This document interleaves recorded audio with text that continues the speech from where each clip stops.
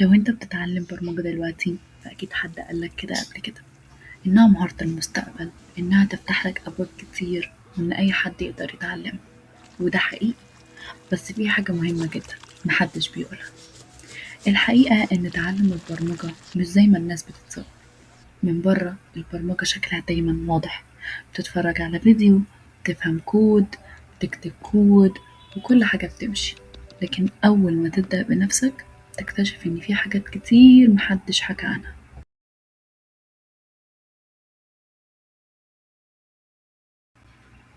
أول حقيقة، هتمر بفترة تحس فيها إنك مش فاهم أي حاجة، حتى لو كنت لسه متفرج على الشرح من شوية.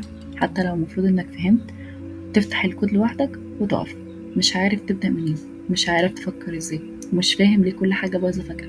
والإحساس ده مخيف جدا في الأول، لأنه بيخليك تسأل هو أنا المشكلة؟ لكن الحقيقة لأ، دي مرحلة طبيعية جدا. كل واحد بيتعلم برمجة عدى بالمرحلة دي.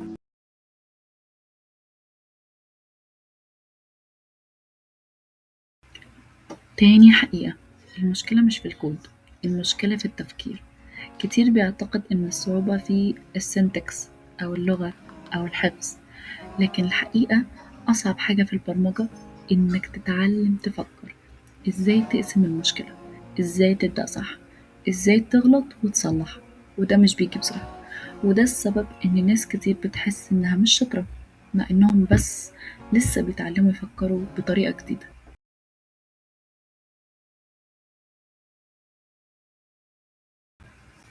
تالت حقيقة، التقدم في البرمجة بطيء جدا. مش هتصحى يوم تلاقي نفسك بقيت شاطر فجأة. في أيام هتحس إنك معملتش أي حاجة، وفي أيام هتفضل ساعات على باج صغيرة، وده طبيعي.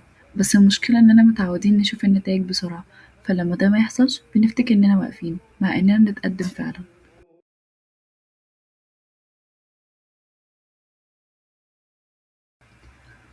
رابع حقيقة، هتقارن نفسك بناس كتير.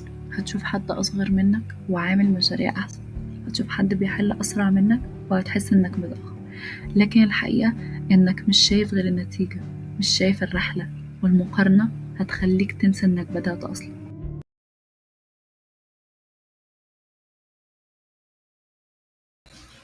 خامس حقيقة، هتغلط كتير جدا. الكود مش هيشتغل، الايرورز هتطلع، وهتضيع وقت طويل على حاجات بسيطة. وفي الأول هتحس إن ده دليل إنك مش مناسب، لكن الحقيقة البرمجة نفسها مبنية على الغلط.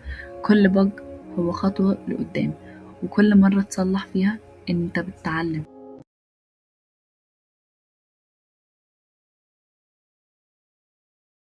سادس حقيقة، مش دايما هتبقى موتيفيتد. في أيام مش هتبقى عايز تفتح اللابتوب، في أيام هتحس إنك تعبت، وده طبيعي. الناس اللي بتكمل مش اللي عندها حماس طول الوقت، لكن اللي بتكمل حتى في الأيام العادية.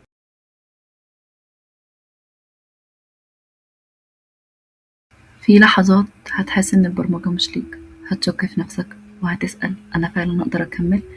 وده إحساس صعب، بس لازم تعرف حاجة، الإحساس ده مش معناه إنك فاشل، الإحساس ده جزء من الرحلة.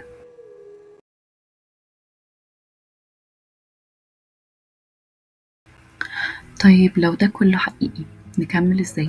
الحل مش إنك تبقى بيرفكت، الحل إنك تكمل حتى لو ببطء، تقبل الغلط وتبعد عن المقارنة وتركز على نفسك بس.